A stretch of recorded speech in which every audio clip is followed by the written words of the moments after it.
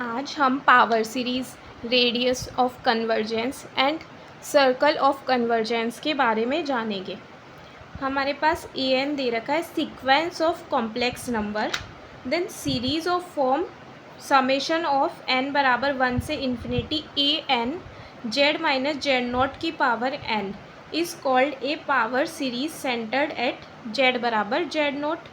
If power series is convergent in mode of z is less than r, then radius of convergence r। radius of convergence r निकालने के लिए हम ये वाला formula लगाते हैं। ये वैसे पावर सीरीज बेसिकली हम इसको एक्सपेंड करेंगे तो ये हमारे पास पॉलिनोमियल आ जाएगा इनफाइनाइट टर्म्स का।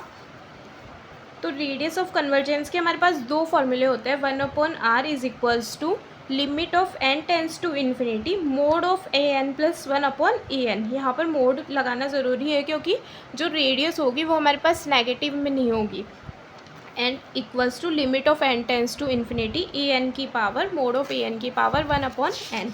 अब पावर सीरीज़ के कुछ पॉइंट्स हैं कि summation of A N Z N की पावर एन बराबर 0 से इन्फिनिटी की रेडियस ऑफ कन्वर्जेंस हमारे पास r1 है, और समेशन ऑफ n बराबर 0 से infinity B N Z N की पावर n की इक्वल है वो r2 है, रेडियस ऑफ कन्वर्जेंस। तो हम ए एन का स्क्वायर कर दें तो रेडियस भी क्या हो जाती है, स्क्वायर में हो जाती है।